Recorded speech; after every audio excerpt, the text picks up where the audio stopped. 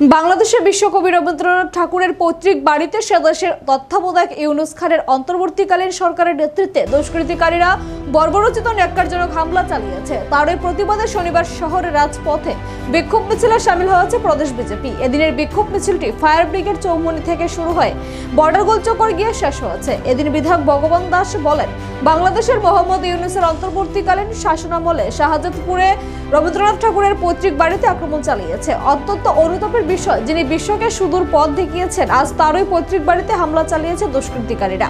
এই ন্যাক্কারজনক ঘটনার তীব্র নিন্দা জানিয়েছে প্রদেশ বিজেপি। এদিন তিনি আরো বলেন, বাংলাদেশে মোহাম্মদ ইউনুসের অন্তর্বর্তীকালীন সরকার ওই দেশে অস্থির পরিস্থিতি তৈরি করে রেখেছে। সাম্প্রতিক অন্তর্বর্তীকালীন সরকারের দুষ্কৃতিকারীরা এমন ঘটনা ঘটিয়েছে যে গোটা বিশ্ববাসী তা মেনে নিতে পারছে না।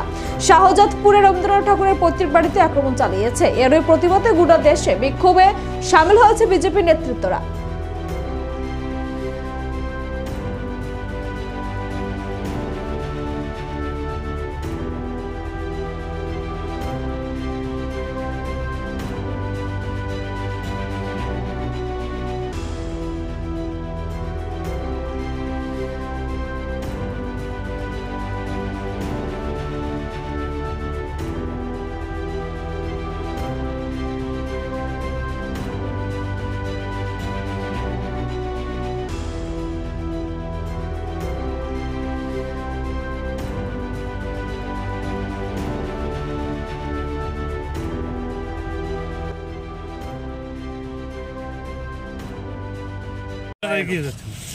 আপনারা নিশ্চয়ই জানেন যে বাংলাদেশে যে অন্তর্বর্তী সরকারটা লাগাতার বাংলাদেশে একটা অস্থির পরিস্থিতি তৈরি করেছে।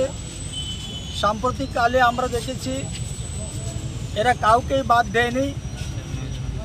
এমন একটি বর্বরোচিত ঘটনা, যে ঘটনাটি সম্পূর্ণ ভারতবাসী এবং বিশ্ববাসী তার নিন্দা জানাচ্ছে এবং অত্যন্ত নিন্দনীয় সেটা। বিশ্বকবি রবীন্দ্রনাথ ঠাকুরের যে পৈতৃক বাড়ি, সেই বাড়িতে এই ফ্যাসিস্ট যারা বাংলাদেশি বর্বর যারা এইভাবে বাড়িটাকে ভাঙচুর করলো। আমরা জানি রবীন্দ্রনাথ ঠাকুর শুধু বাঙালিদের এই আবেগ নন, রবীন্দ্রনাথ ঠাকুর ভারতবর্ষের তথা অখণ্ড ভারতবর্ষের যারা আমরা রয়েছি প্রত্যেকেরই আবেগের ব্যক্তি রয়েছেন। আজকে সেই আবেগের মধ্যে আঘাত এনেছে, এত নিচে নেমেছে এবং হিংসা এবং তার একটা সীমাবদ্ধতা থাকা উচিত।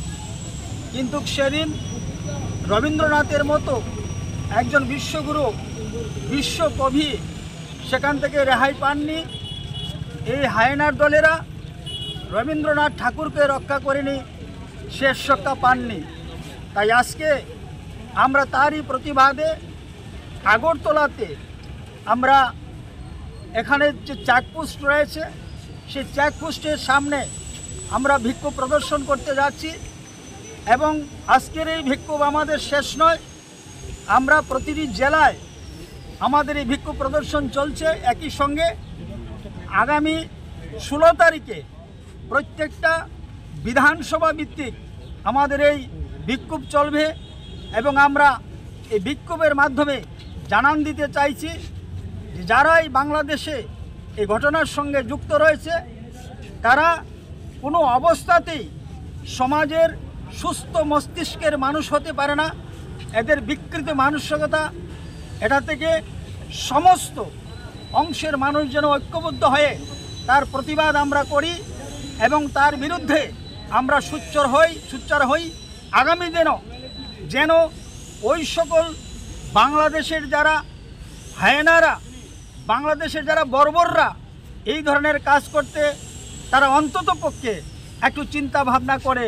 তার জন্যই আমাদের আজকে এই প্রতিবাদ মিছিল আমরা সংগঠিত করতে চলেছি।